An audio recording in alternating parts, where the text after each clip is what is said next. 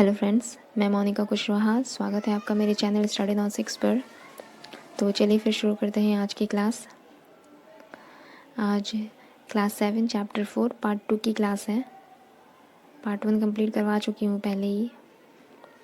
तो पहला पॉइंट है जहांगीर। जहांगीर ने अकबर के सैन्य अभियान को आगे बढ़ाया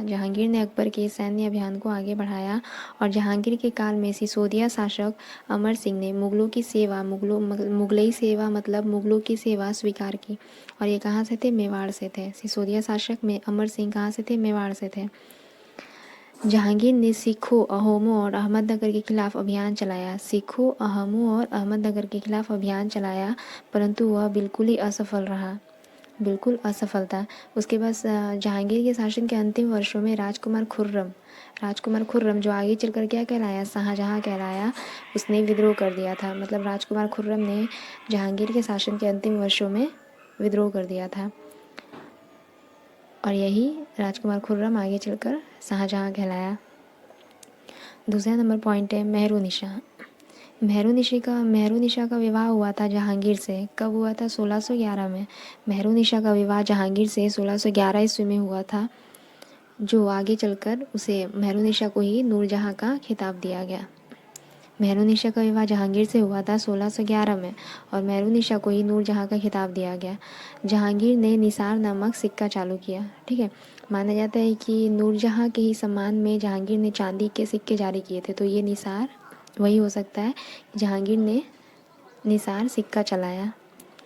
और जहांगीर के शासनकाल में मुगल चित्रकला चरमोत्कर्ष पर थी। ठीक है, जहांगीर के शासनकाल में मुगल चित्रकला चरमोत्कर्ष पर थी। तो जहांगीर के शासनकाल में मुगल चित्रकला जो थी वो चरमोत्कर्ष पर थी और जहांगीर ने अपनी आत्मकथा लिखी जिसका नाम था तुज़ुके जहांगीर। किस भाषा में? फारसी भाषा में। जहांगीर ने अपनी आत्मकथा लिखी तुज़ुके जहांगीर। वह किस भाषा में थी? फारसी भाषा में। ओके, 3 नंबर पॉइंट है जहांगीर के शासनकाल में 1608 से 1611 के मध्य जहांगीर के शासनकाल के दौरान 1608 से 1611 के मध्य प्रथम अंग्रेज मिशन आया। किसके नेतृत्व में? कैप्टन हॉकिंस के नेतृत्व में। जहांगीर के शासनकाल में 1608 से 1611 के मध्य प्रथम अंग्रेज मिशन आया कैप्टन हॉकिंस के नेतृत्व में। ठीक है, परंतु उस समय उसे अंग्रेजों को व्यापार की अनुमति नहीं मिली। ओके, फिर 1615 से 1618 के मध्य दूसरा मिशन आया। 1615 से 1618 के मध्य दूसरा मिशन आता है। यह आता है सर टॉमस रॉ के नेतृत्व में। ये जो दूसरा मिशन है यह सर टॉमस रॉ के नेतृत्व में आता है और इस समय इसे अंग्रेजों को व्यापार की अनुमति मिल जाती है जहांगीर से। ओके, तो फिर इसी समय के बाद अंग्रेज अपना प्रथम व्यापार केंद्र सूरत में स्थापित करते हैं। ओके, उसके बाद जहांगीर की मृत्यु हो जाती है 1627 में। जहांगीर के शासनकाल में 1608 से 1611 के मध्य प्रथम अंग्रेज मिशन आता है कैप्टन हॉकिंस के नेतृत्व में, परंतु तब उन लोगों को व्यापार की अनुमति नहीं मिलती। फिर दूसरा मिशन आता है 1615 से 1618 के मध्य सर टॉमस रॉ के नेतृत्व में और उस समय अंग्रेजों को व्यापार की अनुमति दे दी जाती है। फिर अंग्रेज अपना प्रथम व्यापार केंद्र स्थापित करते हैं सूरत में। उसके बाद 1627 में जहांगीर की मृत्यु हो जाती है।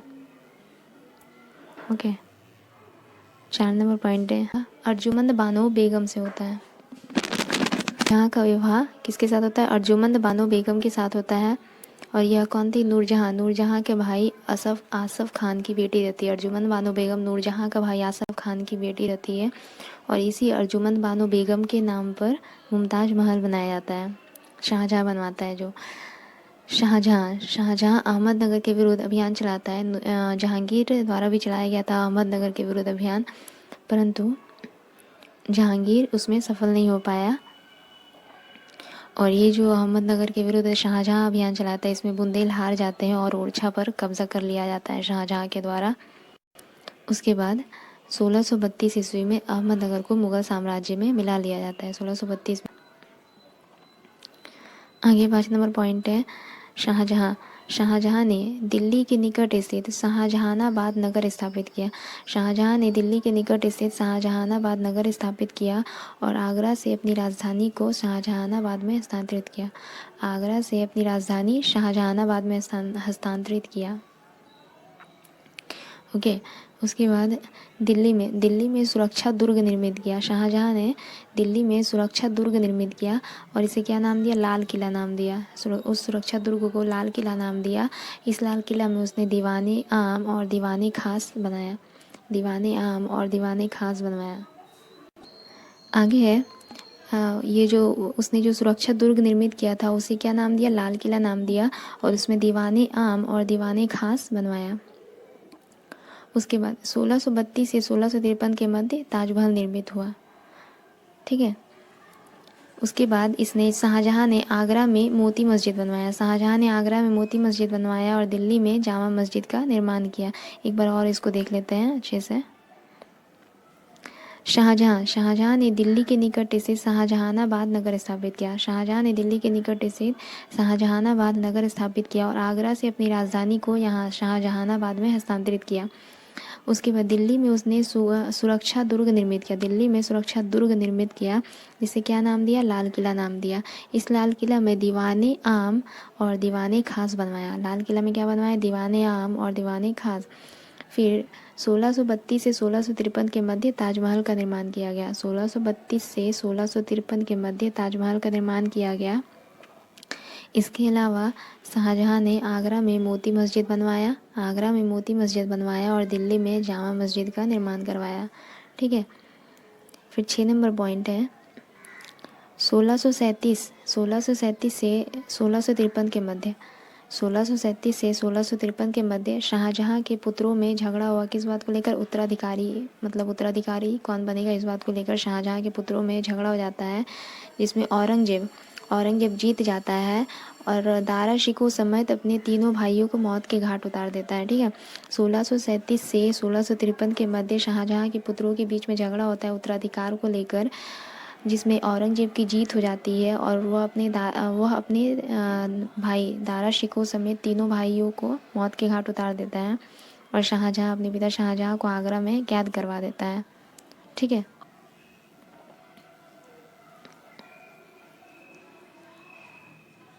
7 नंबर पॉइंट है औरंगजेब शाहजहां की गद्दी पर बैठने से पहले क्या था? दक्कन का गवर्नर था। औरंगजेब पहले दक्कन का गवर्नर था। फिर जब वह सम्राट बन जाता है तो जनता के कष्ट के निवारण हेतु वो क्या करता है? राहदारी और पानदारी नामक चुंगिया शुल्क है उसे समाप्त कर देता है। जनता के कष्ट के निवारण के लिए राहदारी क्या थी? आंतरिक पारगमन शुल्क, मतलब आंतरिक, जैसे अपने ही जहाँ पे रहते हैं जिस स्थान पे, वहाँ पे ही इधर से उधर जाने के लिए जो शुल्क देना पड़ता है उस शुल्क को समाप्त कर दिया। व्यापारिक चुंगियाँ समाप्त कर दी। ठीक है।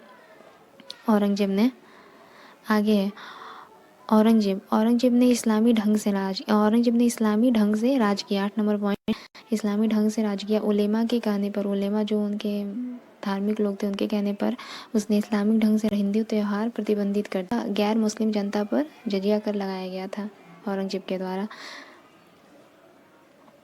ठीक है। और हिंदू त्यौहार को भी प्रतिबंधित किया उसने।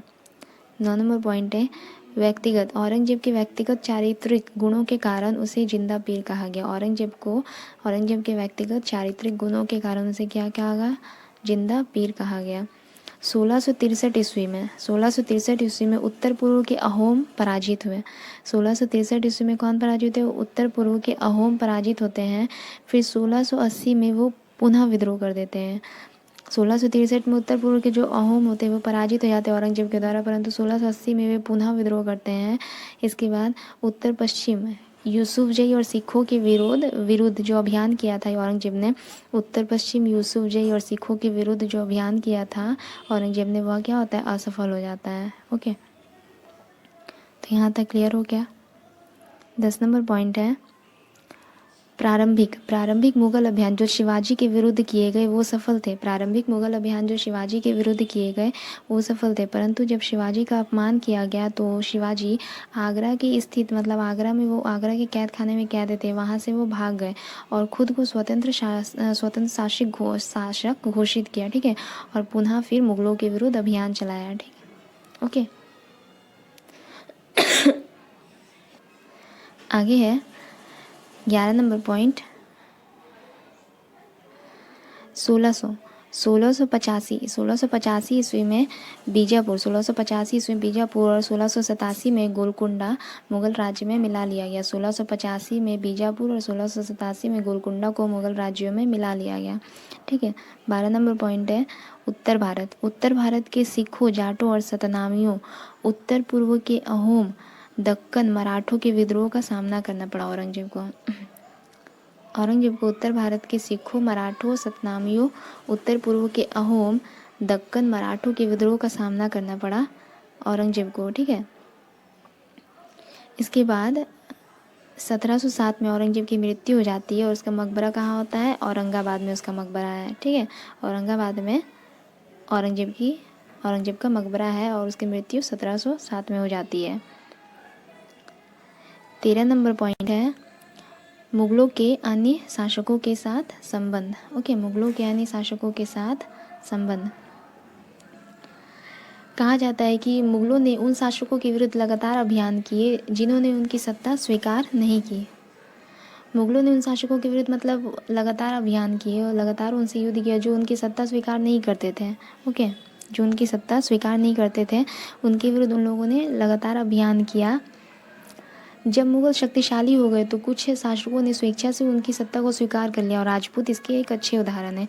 जब मुगल शक्तिशाली हो गए तो कुछ शासकों ने मतलब अपनी इच्छा से उनकी सत्ता को स्वीकार किया और राजपूत ही इसका एक अच्छा उदाहरण। राजपूत क्या करते थे? अपने पुत्रियों का विवाह मुगलों से कर दिया करते थे उच्च पद प्राप्त करने के लिए। ठीक है, परंतु सिसोदिया राजपूत एक ऐसे थे जो मुगलों की मतलब जो मुगली शासन को स्वीकार करना उन्हें नामंजूर था। ओके, परंतु जब सिसोदिया शासक जब मुगलों से हार जाते हैं तो उनके साथ सम्मानीय व्यवहार किया जाता है मुगलों के द्वारा।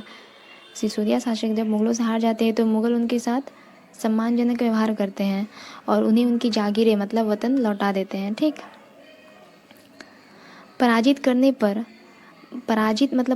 हो जाने पर भी जैसे मुगल उनके साथ उनको जैसे बेइज्जत नहीं करते थे, उनके साथ सम्मानजनक व्यवहार करते थे। इस वजह से मुगल भारत के अनेक शासक मतलब दूसरे जो शासक और सरदार थे वो बहुत ही प्रभावित हुए इस बात को मतलब उनके मुगलों की इस व्यवहार से। ठीक है, आगे है क्षेत्र 14 नंबर पॉइंट है क्षेत्र सम्मिलित। ओके, तो जैसे जैसे मुगल राज्य में मुगल शासन में दूसरे मतलब वो होते ना युद्ध करके कई अलग राज्यों को अपने में कई अलग क्षेत्रों को अपने राज्य में सम्मिलित कर लेते थे।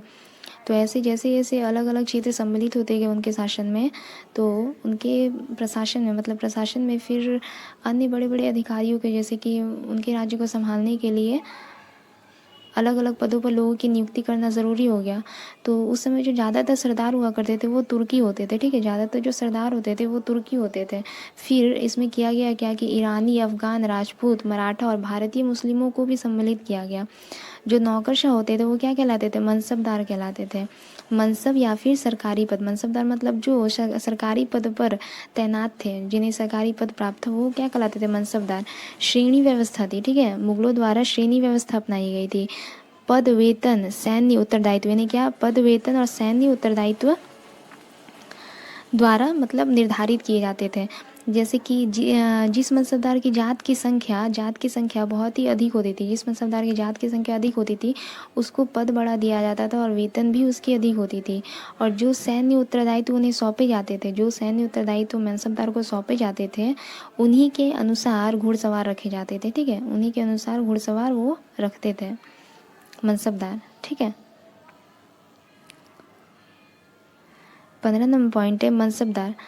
मनसबदार को क्या दिया जाता था? भूमि के रूप में जागीर दिया जाता था। जागीर वही इक्ता, जागीर मतलब इक्ता है ना, इक्ता क्या है? इलाके को कहा जाता था इक्ता। ठीक है। तो भूमि के रूप में क्या दिया जाता था, जागीर दिया जाता था। परंतु ये मनसबदार मुक्ति के समान नहीं थे। जैसे एकता की देखभाल कौन करता था, मुक्ति करता था, उसी प्रकार ये जागीर के रखवाले थे मनसबदार। परंतु ये रखवाले सिर्फ नाम के थे और इनका इनका काम था केवल राजस्व एकत्रित करना। ठीक है। वो भी अपने मतलब खुद से राजस्व नहीं एकत्रित करते थे, ये इसके लिए नौकर हुआ करते थे कि जो नौकर थे वो राजस्व एकत्रित करके इन्हें दिया करते थे। और ये जो मनसबदार थे ये राज्य के किसी अन्य भाग में सेवारत रहते थे, मतलब दूसरे भागों में ये सेवारत रहते थे। ठीक है। इनका काम केवल राजस्व एकत्रित करने का काम था। जबकि मुक्ति जो थे वो पूरे जो इकता था, मतलब इलाका रहता था, वो उसकी पूरी तरह से मतलब देखभाल करते थे। ओके, आगे है 16 नंबर पॉइंट, औरंगजेब शासनकाल।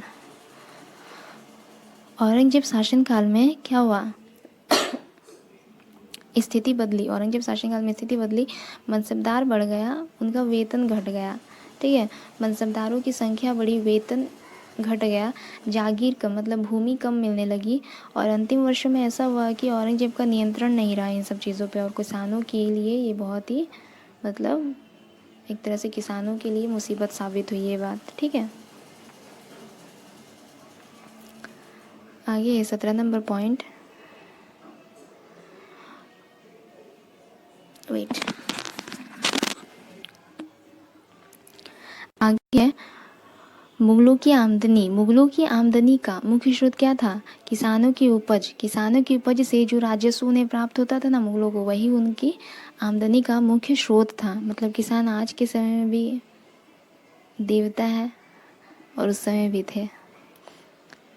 ग्रामीण ग्रामीण कुलीन या फिर मुखिया। ठीक है। ग्रामीण कुलीन या फिर मुखिया द्वारा ये राजस्व चुकाते थे। किसान किसके द्वारा राजस्व चुकाते थे, ग्रामीण कुलीन या फिर मुखिया के द्वारा राजस्व चुकाते थे। मुगलों की आमदनी का मुख्य स्रोत क्या था, किसानों की उपज से प्राप्त होने वाला राजस्व, और ग्रामीण कुलीन या फिर मुखिया द्वारा ही राजस्व चुकाते थे। मुगल के लिए ये जो भी थे, मुखिया, ग्रामीण कुलीन या फिर जो कह लो, इनके लिए सभी स्थानीय सरदार, मुगल इनके लिए एक ही शब्द का यूज़ करते थे, जमींदार। ठीक है। चाहे मुखिया हो, ग्रामीण कुलीन हो, सरदार हो, इन सभी को मुगल क्या कहते थे, जमींदार। आगे है अकबर का राजस्व मंत्री। अकबर का राजस्व मंत्री कौन था, टोडरमल। अकबर का राजस्व मंत्री टोडरमल था। 10 वर्ष के लिए इसने सर्वेक्षण किया। 1570 से 1580 में इसने सर्वेक्षण किया। किन किन चीज़ों का टोडरमल ने सर्वेक्षण किया, कृषि पैदावार, कीमतों, कृषि भूमि, इन सभी चीज़ों का सर्वेक्षण किया। उसके बाद प्रत्येक फसल पर नगद रूप में कर निश्चित कर दिया गया। प्रत्येक फसल के अनुसार उसका कर निश्चित कर दिया गया। और राजस्व प्राप्त व्यवस्था जो था उसको जब्त कहा गया। राजस्व प्राप्त व्यवस्था को जब्त कहा गया। निरीक्षण, ये जो निरीक्षण था ये गुजरात और बंगाल जैसे प्रांतों में संभव नहीं हो पाया। जो निरीक्षण किया टोडरमल ने, ये गुजरात और बंगाल जैसे प्रांतों में संभव नहीं हो पाया। ओके, आगे है 17वीं शताब्दी के बाद मुगल साम्राज्य। 17वीं शताब्दी के बाद मुगल साम्राज्य। शाहजहाँ के शासनकाल में उच्च मनसबदार, जो उच्च मनसबदार थे, ये 8,000 में 445 थे। मतलब 8,000 में 445 ही थे कुल, जिसमें 5.6% को राजस्व का, जिसमें से 5.6% को राजस्व का 61.5% ही प्राप्त होता था। 61.5% ही प्राप्त होता था। मुगल सम्राट और मनसबदार अपनी आय का बहुत बड़ा हिस्सा वेतन और विलासितापूर्ण जीवन में खर्च कर देते थे। ये जो मुगल सम्राट और मनसबदार थे, ये अपनी आय का बहुत बड़ा भाग वेतन और विलासितापूर्ण जीवन में खर्च कर देते थे। मुगल सत्ता इससे क्या हुई, कमज़ोर हो गई। मुगल सत्ता कमज़ोर हो गई इसी के लगभग, और क्षेत्रीय राजवंश का उदय शुरू हुआ। और हैदराबाद और अवध इनमें प्रमुख थे। सबसे पहले इन्हीं का नाम आता है क्षेत्रीय राजवंशों के उदय में। 20 नंबर पॉइंट है, अकबर ने कई संस्कृत ग्रंथों का फारसी में अनुवाद किया। अकबर ने कई संस्कृत ग्रंथों का फारसी में अनुवाद करवाया। इस उद्देश्य से उसने क्या बनवाया, मकतब खाना या अनुवाद ब्यूरो की स्थापना की। तो मकतब खाना क्या है, एक अनुवाद ब्यूरो। ठीक है, अनुवाद ब्यूरो था। किसने स्थापना करवाया, अकबर ने। इसमें क्या किया, महाभारत, रामायण और लीलावती ऐसे कई ग्रंथों का फारसी में अनुवाद किया। और महाभारत का ही फारसी अनुवाद है क्या, रज़्मनामा। महाभारत का फारसी अनुवाद क्या, रज़्मनामा। ठीक है। 21 नंबर पॉइंट है, मुगलों के समकालीन राजा रानी कौन थे, ऑटोमन। ऑटोमन तुर्की सुल्तान कौन? सुलेमान। ऑटोमन तुर्की सुल्तान सुलेमान यह मुग़ल के ही समकालीन राजा था, जिसका काल क्या है 1520 से 1566। ऑटोमन राज्य यूरोप की ओर विस्तारित, मतलब ऑटोमन राज्य यूरोप की ओर विस्तार कर रहा था। ये पिछले पार्ट का क्वेश्चन है, तो बस ऐसे ही मैंने लिख दिया है। बाबर ने 1528 में चंदेरी में मेदिनी राय को हराया। 1527 में क्या खानवा का युद्ध हुआ था, जिसमें राणा सांगा को हराया था बाबर ने।